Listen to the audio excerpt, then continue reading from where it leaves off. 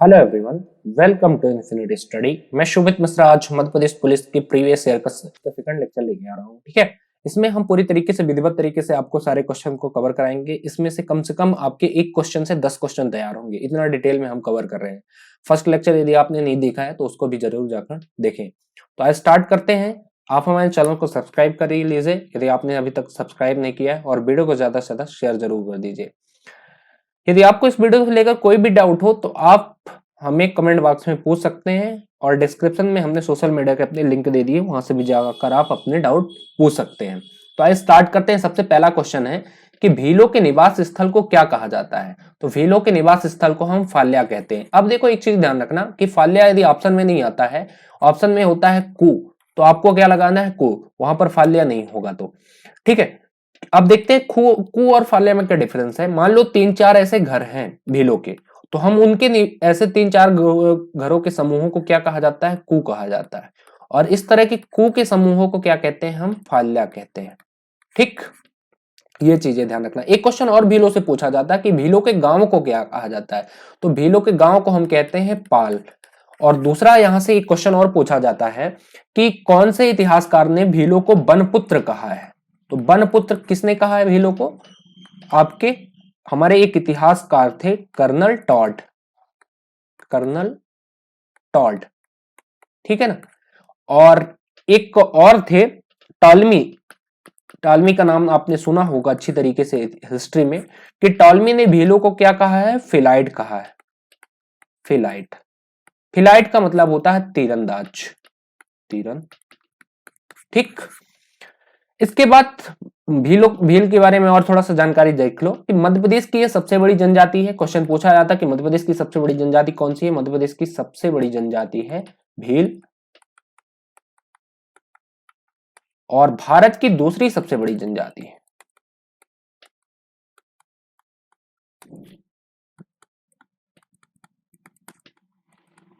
सबसे बड़ी जनजाति है। मध्य प्रदेश की दूसरी सबसे बड़ी जनजाति कौन सी है, गोंड। और भारत की सबसे बड़ी जनजाति कौन सी है, गोड़। तो ये इसमें कंफ्यूज मत होना। मध्य प्रदेश की सब ऐसे एक वो बना लो टेबल कि मध्य प्रदेश इधर डाल लो और इधर डाल लो भारत। मध्य प्रदेश की सबसे बड़ी जनजाति पहला भील, और भारत की गोंड। ठीक, दूसरी सबसे बड़ी जनजाति गोंड और भारत की भील। ठीक, ऐसे बना लो। इसके बाद अगला क्वेश्चन देखते हैं, ताप्ती नदी का उद्गम कहां से होता है। तो ताप्ती नदी का उद्गम होता है बैतूल के मुल्ताई जिले, बैतूल जिले के मुल्ताई क्षेत्र से होता है। ठीक है, मुल्ताई गांव से होता है। अब ताप्ती नदी के बारे में थोड़ा सा और फैक्ट देख लेते हैं। ताप्ती नदी को हम सूर्यपुत्री कहते हैं। पूर्व ताप्ती नदी पूर्व से पश्चिम की ओर बहती है, पूर्व से पश्चिम की ओर बहती है। 3 नदी ऐसी है जो पूर्व से पश्चिम की ओर बहती है। कौन कौन सी है, ताप्ती, माही और नर्मदा। ये 3 नदियां ऐसी हैं भारत की जो पूरब से पश्चिम की ओर बहती हैं। इसके बाद जो ताप्ती नदी की टोटल लंबाई है 724 किलोमीटर। ये ताप्ती डेल्टा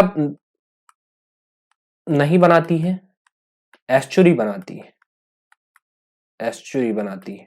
ठीक, खंबात की खाड़ी में गिरती है ये।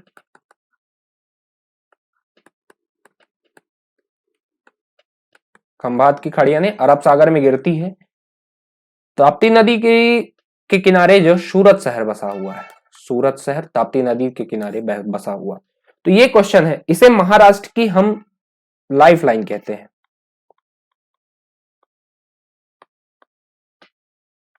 लाइफ लाइन कहते हैं। ठीक, अगला क्वेश्चन देखते हैं, सर्वाधिक वन मध्य प्रदेश के किस जिले में है या किस जिले में पाया जाता है। तो सर्वाधिक वन वाला जो क्षेत्र है वो बालाघाट है। तो बालाघाट से और थोड़ा सा जानकारी हम देख लेते हैं। यहाँ पर सर्वाधिक साल के वृक्ष पाए जाते हैं। साल के वृक्ष में नंबर 1 जिला यदि किसी को पूछा जाए तो सबसे अधिक कहाँ होता है, बालाघाट में। बालाघाट को हम 3 चीजें में नंबर 1 है। एटीएम, देखो एक ट्रिक बताते हैं आपको, हालांकि ट्रिक हम बताते नहीं है। जैसे आपने कभी कभी देखा होगा कि हम क्या कहते हैं, दूध वाला आया तो उसे कह देते हैं दूध वाला। ठीक है, सब्जी वाला आ गया तो उसे क्या कह दिया आपने, सब्जी वाला। अब मान लो कोई व्यक्ति एटीएम में जॉब कर रहा है तो उसे क्या कह देंगे, एटीएम वाला कहेंगे। ठीक है, तो बाला से रखना बालाघाट और एटीएम से रखना ये तीन चीजें, अभ्रक, टी से तांबा और एम से मैग्नीज। मैग्नीज तो इनमें से यदि तीनों चीजों में आपको नंबर 1 जिला मध्य प्रदेश में पूछे जाए तो बालाघाट है। अभ्रक, तांबा, मैग्नीज। एटीएम बाला, बाला से बालाघाट और अब ए से अभ्रक, टी से तांबा और एम से मैग्नीज। तो तीनों में नंबर 1 जिला कौन सा है? बालाघाट। इसीलिए हम इसे तांबा नगरी कहते हैं। बालाघाट को तांबा नगरी भी कहा जाता है। क्वेश्चन पूछा जाता है कि तांबा नगरी हम किस जिले को कहते हैं, तो तांबा नगरी बालाघाट को कहा जाता है। मैग्नीज नगरी भी हम बालाघाट को कहते हैं। शिकारियों का स्वर्ग कहा जाता है बालाघाट को। शिकारियों का स्वर्ग बालाघाट को कहते हैं। तालाबों की खेती सबसे अधिक बालाघाट में होती है। तालाबों से खेती सर्वाधिक बालाघाट जिले में होती है। ठीक है, तो ये बालाघाट के कुछ फैक्ट है। अगला क्वेश्चन है, विश्व विरासत सूची में शामिल मध्य प्रदेश का प्रथम स्थल कौन सा है? वेरी इंपॉर्टेंट क्वेश्चन है, इसको लगा के रखो। हर एग्जाम में आपके कोई व्यापम का कोई भी एग्जाम हो, ये 100% एक क्वेश्चन इससे पूछा जाएगा आपका। तो सबसे पहला जो है, देखो मध्य प्रदेश में अभी तक 3 ऐसे स्थल है जिसे यूनेस्को वर्ल्ड हेरिटेज साइट का दर्जा प्राप्त है। विश्व विरासत सूची का दर्जा, हमें 3 ऐसी स्थल है टोटल जिसे तीनों को हम यूनेस्को वर्ल्ड हेरिटेज साइट का दर्जा प्राप्त है। उनमें कौन कौन सी है? पहला है आपका खजुराहो, जिसे सबसे पहले दर्जा प्राप्त हुआ था। इसे प्राप्त हुआ था 1986 में। ठीक है, वर्ल्ड हेरिटेज साइट का। इसके बाद दूसरा था आपका सांची। सांची को आपको मिला था 1989 में। ठीक है, और फिर भीमबेटका का 2003 में। ये 3 ऐसे आपके स्थल है जिसे यूनेस्को वर्ल्ड हेरिटेज साइट में आपका दर्जा प्राप्त है। सबसे पहले कौन सा था? खजुराहो। तो क्वेश्चन इसका क्या पूछा गया है कि विश्व विरासत सूची में शामिल मध्य प्रदेश का प्रथम स्थल कौन सा है? तो आंसर हो जाएगा आपका खजुराहो। कब हुआ था? 1986 में। सांची को 1989 में और भीमबेटका को 2003 में। इसके बाद एक चीज और ध्यान रखना कि हमारे जो टोटल तो वर्ल्ड हेरिटेज साइट 3 है, और कभी कभी ये पूछता है कि कुल जैव विविधता स्थल मध्य प्रदेश में कितने हैं। जैव विविधता स्थल, इंग्लिश में इसे कहा जाता है आपका बायोडाइवर्सिटी।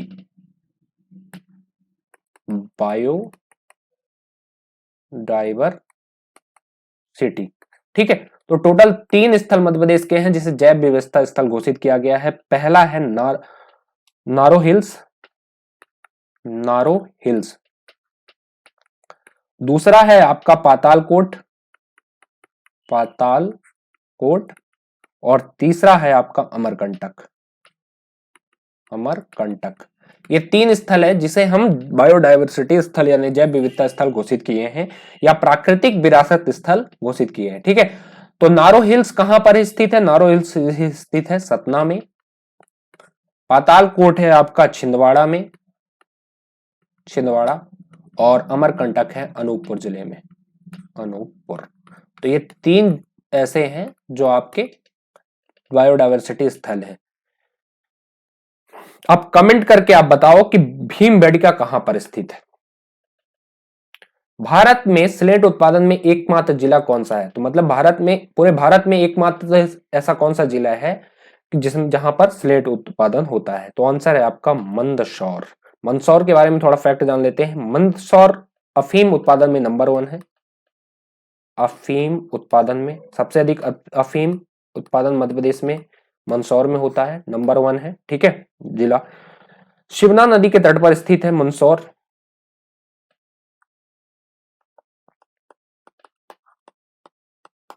शिवना नदी के तट पर मंदसौर स्थित है। मंदसौर में पशुपतिनाथ का मंदिर है। पशुपतिनाथ का मंदिर है मंदसौर में। रावण की ससुराल यहां पर है, यानी मंदोदरी का मायका जो था, रावण की ससुराल मंदसौर में थी। मंदसौर में रुंडी नामक स्थान पर रावण की प्रतिमा स्थापित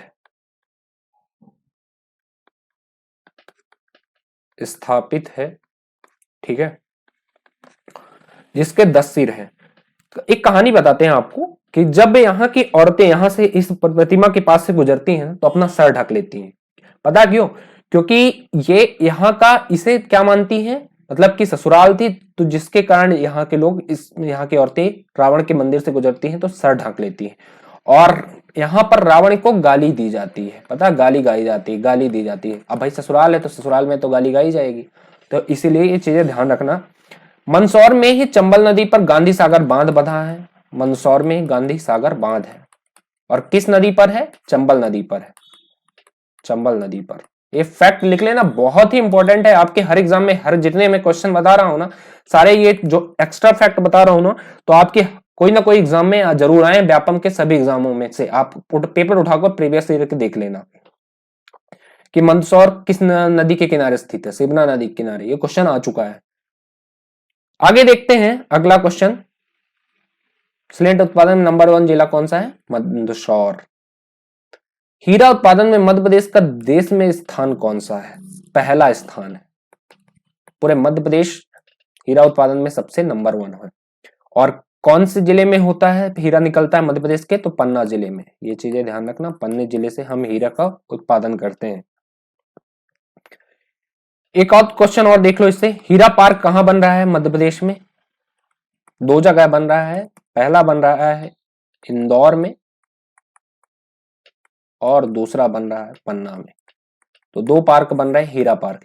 इसके बाद देश का पहला हीरा संग्रहालय, संग्रहालय क्या मतलब होता है? म्यूजियम, संग्रहालय कहां बन रहा है? खजुराहो में। ये देश का पहला है, ठीक है, खजुराहो में बन रहा है। खजुराहो कहां पर है? छतरपुर, ठीक। नागा जी का मेला किस जिले में लगता है? वेरी इंपॉर्टेंट, एक क्वेश्चन तो यहां से आना आना तय ही है, इसे नोट कर लिख लो। नागा जी का मेला मध्य प्रदेश के किस जिले में लगता है? तो नागा जी का मेला लगता है मुरैना के पोरसा गांव में। मुरैना के पोरसा ग्राम में, पोरसा ग्राम में। और मैं थोड़ा सा कुछ इंपॉर्टेंट मेले के बारे में बता देता हूं, हालांकि जब मध्य प्रदेश की सीरीज की जीके हम पढ़ाऊंगा तो उसमें सारी चीजें ये कवर कराएंगे, ठीक है। तो तब भी यहाँ पर क्वेश्चन की सीरीज बात उठी है, तो देख लेते हैं। सिंगा जी का मेला बहुत इंपॉर्टेंट है। सिंगा जी का मेला कहां लगता है? सिंगा जी का मेला खरगोन में, खरगोन। इसके बाद हीरा भूमि का मेला, हीरा भूमिया का मेला कहां लगता है? ग्वालियर व गुना में, ग्वालियर व गुना में हीरा भूमिया का मेला। मेन गुना में लगता है हीरा भूमिया का मेला। इसके बाद कान्हा बाबा का मेला, कान्हा बाबा का मेला कहां लगता है? सोडलपुर हरदा में, सोडलपुर हरदा में। गधों का मेला चित्रकूट सतना में लगता है। गधों का मेला चित्रकूट सतना, ठीक है। और ये चीजें ध्यान रखना, नागा जी का जो मेला है ना, ये बंदर बेचने के लिए स्टार्ट हुआ था। यहाँ पर बंदर की सेलिंग होती थी नागा जी के मेले में। गधों का मेला कहां लगता है? चित्रकूट सतना में लगता है। महामृत्युंजय का मेला बहुत बार इंपॉर्टेंट है, बहुत ही इंपॉर्टेंट है। महामृत्युंजय का मेला रीवा में लगता है। इसके बाद जोगेश्वरी देवी का मेला, जोगेश्वरी देवी का मेला, जोगेश्वरी देवी का मेला कहां लगता है? चंदेरी में। और चंदेरी है कहां? अशोकनगर में। इसके बाद ग्वालियर का मेला, ग्वालियर का मेला ग्वालियर में लगता है, ग्वालियर में लगता है ग्वालियर का मेला, ठीक। बाबा गरीबनाथ का मेला,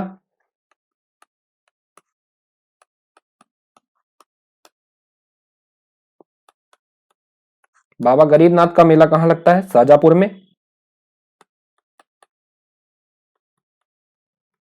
हम इसको इरेज कर रहे हैं, ठीक है। शाजापुर में। जल बिहारी का मेला, जल बिहारी का मेला छतरपुर में। और कालू जी महाराज का मेला, कालू महाराज का मेला महेश्वर में, महेश्वर के पिपल्या में लगता है।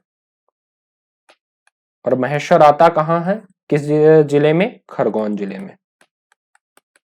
ठीक, तो ये इंपॉर्टेंट मेले थे, आप इसको पढ़ लेना 2-3 बार, याद हो जाएगा। नागा जी का मेला कहाँ लगता है, गुना में, सॉरी मुरैना में लगता है। ठीक है, अगला क्वेश्चन, ऐशबाग स्टेडियम कहां पर स्थित है? तो ऐशबाग स्टेडियम आपके भोपाल में स्थित है, भोपाल। ठीक, कुछ और स्टेडियम के बारे में जान लेते हैं। रूप सिंह स्टेडियम, कैप्टन रूप सिंह स्टेडियम कहां पर स्थित है, आपके ग्वालियर में।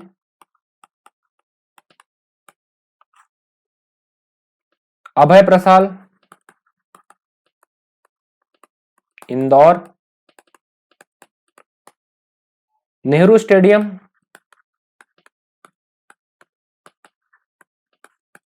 नेहरू स्टेडियम आपके इंदौर। ऊषा राजे, ऊषा राजे, इसका नाम बदलकर होलकर स्टेडियम कर दिया गया। ये चीजें ध्यान रखना, क्वेश्चन आता है हमेशा। होलकर स्टेडियम इंदौर। ठीक है, क्वेश्चन ये पूछेगा होलकर स्टेडियम को पुराना नाम क्या है, ऊषा राजे। बाब ए अली भोपाल, बाब ए अली भोपाल। ठीक, और तात्या टोपे, तात्या टोपे भोपाल। ठीक, ग्वालियर का जो रूप सिंह स्टेडियम है ना, ये दुधिया रोशनी के लिए फेमस है, दुधिया रोशनी के लिए। ठीक, और तात्या टोपे में जर्मन ट्रैप सुविधा उपलब्ध है। जो भोपाल में तात्या टोपे स्टेडियम है, इसमें जर्मन ट्रैप सुविधा उपलब्ध है। ठीक, तो ये स्टेडियम कुछ हैं जो आपको काम आएंगे। तो ऐशबाग कहां पर स्थित है, भोपाल में। देवी अहिल्याबाई होलकर स्टेडियम, देवी अहिल्याबाई होलकर अंतरराष्ट्रीय हवाई क्षेत्र का दूसरा नाम क्या है? तो इंदौर हवाई क्षेत्र इसका दूसरा नाम है। अब इसमें थोड़ा सा और क्वेश्चन देख लेते हैं। यह प्रदेश का सबसे साफ एयरपोर्ट है, मतलब सबसे स्वच्छ, प्रदेश का सबसे स्वच्छ या साफ कह सकते हो, स्वच्छ एयरपोर्ट है। इसके बाद प्रदेश का पहला एयरपोर्ट है जो सौर ऊर्जा से चलता है, फर्स्ट एयरपोर्ट जो सौर ऊर्जा से चलता है। ठीक, दूसरा बात, प्रदेश का सबसे व्यस्त एयरपोर्ट है, सबसे ज्यादा फ्लाइट यहां चलती है पूरे मध्य प्रदेश में। सबसे व्यस्त एयरपोर्ट यदि आपसे पूछा जाए मध्य प्रदेश का, तो आपको क्या लगाना है, देवी अहिल्याबाई होलकर अंतरराष्ट्रीय हवाई अड्डा, यानी देवी अहिल्याबाई होलकर एयरपोर्ट। इसके बाद प्रदेश का यह दूसरा अंतरराष्ट्रीय एयरपोर्ट है, दूसरा अंतरराष्ट्रीय, इंटरनेशनल, अंतरराष्ट्रीय, ठीक है, एयरपोर्ट। और पहला कौन सा है, भोपाल का, राजा भोज। और सबसे ज्यादा यहां से जो उड़ानें चलती हैं वो रायपुर छत्तीसगढ़ के लिए, एक एमपीपीएससी में क्वेश्चन पूछ चुका है, रायपुर छत्तीसगढ़। रायपुर के एयरपोर्ट का क्या नाम है, स्वामी विवेकानंद एयरपोर्ट, स्वामी विवेकानंद एयरपोर्ट, छत्तीसगढ़ रायपुर के एयरपोर्ट का नाम है। ठीक, अगला क्वेश्चन देखते हैं। मध्य प्रदेश की विधानसभा में अनुसूचित जनजाति के लिए कितने सीटें आरक्षित हैं? तो टोटल जो मध्य प्रदेश के अनुसूचित जनजाति यानी शेड्यूल्ड ट्राइब के लिए कुल कितनी सीटें आरक्षित है, 47। और शेड्यूल कास्ट के लिए कितनी आरक्षित है, 35। ठीक है, तो ये चीजें ध्यान रखना। जनजाति के लिए 47 सीटें मध्य प्रदेश के विधानसभा में आरक्षित है और अनुसूचित जाति के लिए 35 सीटें। तो टोटल जो मध्य प्रदेश के विधानसभा में 230 सीटें हैं और एक सीटें किसके लिए हैं, जो मनोनीति वाले हैं, मनोनीति वालों को, यानी टोटल 231 है और 30 जो है जो चुनकर आते हैं, एक को नियुक्त कर किया जाता है। इसमें से 147 सीटें जनरल, 148 सीटें जनरल वालों की हैं और 47 सीटें किसकी हैं, आपके एसटी वालों की, और 35 सीटें हैं एससी वालों की। इसके बाद लोकसभा की बात करते हैं तो लोकसभा की टोटल जो सीटें हैं मध्य प्रदेश की वो है 29, जिसमें से एससी की सीटें हैं 4 रिजर्व और एसटी की हैं 6, ठीक। और राज्यसभा की सीटें हैं यहाँ पर 11, राज्यसभा की 11 सीटें टोटल। तो ये चीजें ध्यान रखना। विधानसभा की टोटल सीटें हैं 331, जिसमें से 230 है आपकी मनोनीत, सॉरी नियुक्ति वाली, और एक है मनोनीत की, जिसमें से 47 आपकी एसटी और 35 है एससी की। और टोटल लोकसभा की जो सीटें हैं वो है 29, जिसमें से एससी की है 4 और एसटी की है 6। राज्यसभा की कुल सीटें हैं 11 मध्य प्रदेश में। अगला देखते हैं नर्मदा, ताप्ती और माही क्या है। तो नर्मदा, ताप्ती, माही ईस्ट पश्चिम में बहने वाली नदियां हैं। आंसर बी, पश्चिम में बहने वाली नदियां हैं, ठीक। यहां से थोड़ा सा और फैक्ट जान लेते हैं। नर्मदा की कुल जो लंबाई है वो है 13-12 किलोमीटर, 13-12 किलोमीटर। ताप्ती की कुल लंबाई है आपके 724 किलोमीटर और माही की जो टोटल लंबाई है वो है 579 किलोमीटर, ठीक है, 579 किलोमीटर। नर्मदा जो है अमरकंटक के अनूपपुर पठार से निकलती है, अमरकंटक के, ठीक है, अनूपपुर के अमरकंटक पठार से निकलती है। ताप्ती का उद्गम होता है बैतूल जिले के मुल्ताई से, ठीक है, और माही का उद्गम होता है धार जिले के सरदारपुर से, ठीक है, सरदारपुर से इसका उद्गम होता है। अगला क्वेश्चन देखते हैं। और ये तीनों जो नदियां ना खंबात के खाड़ी में गिरती हैं, ये चीजें ध्यान रखना। पश्चिम की ओर बहती हैं, डेल्टा नहीं बनाती है, एस्चुरी बनाती है, ये तो सभी पता है। अगला क्वेश्चन है, मुकुंदपुर में दुनिया का पहला व्हाइट टाइगर सफारी का उद्घाटन किया गया है, या मध्य प्रदेश के किस जिले में स्थित है, ठीक है। तो मध्य प्रदेश के सतना जिले में स्थित है। यहां से ध्यान रखना कि मध्य प्रदेश का पहला, ये पूरे विश्व का पहला व्हाइट टाइगर सफारी है, ठीक है। और विश्व का पहला व्हाइट टाइगर ब्रीडिंग सेंटर कहां पर है, breeding centre, breeding centre, white tiger breeding centre, breeding centre Rewa में है, ठीक। पहला breeding centre white tiger breeding centre Rewa में। और आपका जो पहला व्हाइट टाइगर मिला था वो मिला था 1951 में रीवा में, ठीक है, रीवा में मिला था। तो सभी व्हाइट टाइगर को जनक कौन सा, कहां पाया, सबसे पहला व्हाइट टाइगर कहां पाया जाता है, रीवा में। इसीलिए रीवा को सफेद शेरों की भूमि कहा जाता है, सफेद शेरों की भूमि कहा जाता है, ठीक है। तो सबसे पहला जो व्हाइट टाइगर सफारी मुकुंदपुर में बना, और मुकुंदपुर किस जिले में आता है, सतना जिले में आता है। अगला क्वेश्चन है, कपिलधारा जलप्रपात किस नदी पर स्थित है। कपिलधारा जलप्रपात आपके नर्मदा नदी पर स्थित है। देखो यहां से ध्यान रखना, कपिलधारा, कपिलधारा, दुग्धधारा, दुग्धधारा,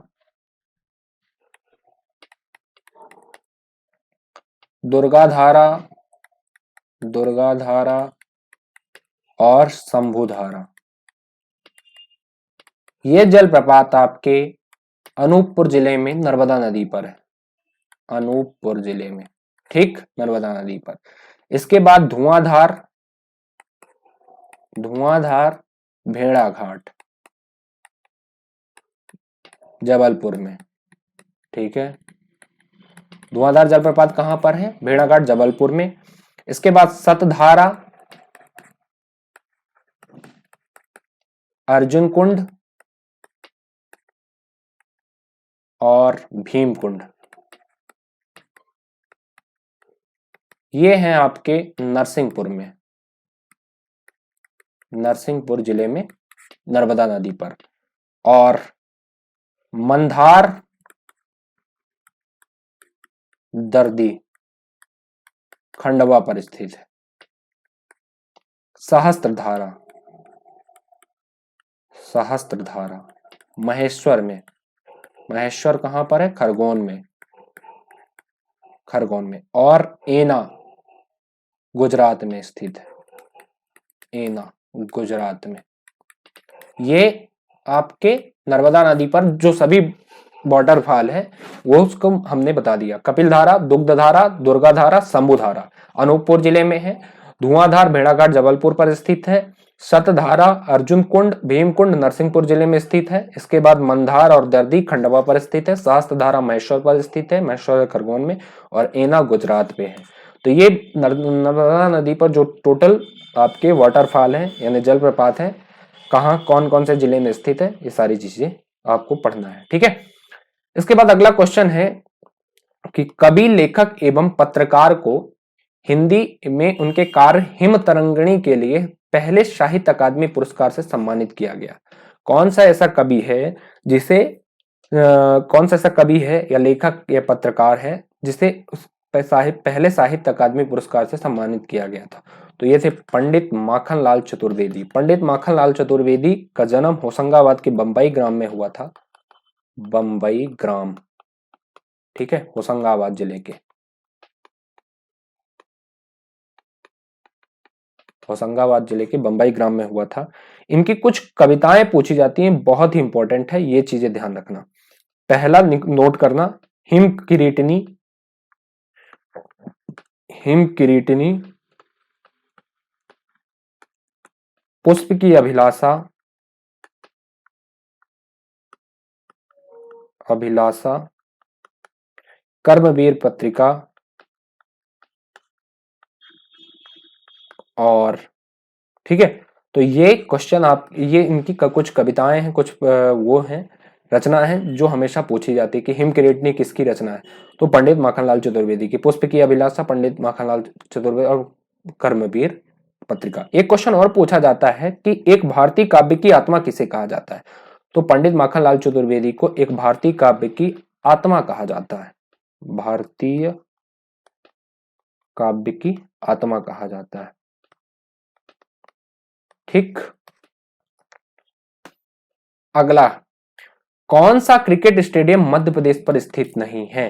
तो आपका बाराबती स्टेडियम मध्य प्रदेश पर स्थित नहीं है। ठीक है। अब इनके बारे में थोड़ा सा देख लो। नेहरू स्टेडियम है इंदौर में, क्रिकेट का स्टेडियम है ये, क्रिकेट। एक नेहरू स्टेडियम गुवाहाटी में स्थित है, गुवाहाटी, ठीक है, फुटबॉल का है ये, गुवाहाटी वाला। और इंदौर वाला क्रिकेट का, ठीक है, फुटबॉल का। होलकर स्टेडियम इंदौर में है, इसका नाम बदलकर होलकर स्टेडियम कर दिया गया। पहला ऊषा राजे स्टेडियम था। होलकर स्टेडियम में ही वीरेंद्र सहवाग ने 2011 में ओडीआई यानी वनडे में 200 दोहरा शतक मारा था, 219 रन वेस्ट इंडीज के खिलाफ, वेस्ट इंडीज, ठीक है। और रोहित शर्मा ने सबसे तेज टी20 में शतक लगाया था 2019 में। 2019 में रोहित शर्मा ने होलकर स्टेडियम में सबसे तेज टी20 पर शतक लगाया था। इसके बाद रूप सिंह स्टेडियम ग्वालियर में है, क्रिकेट का ही है, ग्वालियर में, ठीक है। यहां पर सबसे पहले वनडे की सेंचुरी सचिन तेंदुलकर ने 2010 में लगाई थी साउथ अफ्रीका के खिलाफ। सचिन तेंदुलकर 200 रन मारा था ओडीआई वनडे में, ठीक है, किसके खिलाफ? साउथ अफ्रीका के खिलाफ। तो ये क्वेश्चन थे। आप कमेंट करके बताओ कि क्वेश्चन की आपकी सीरीज कैसी लगी।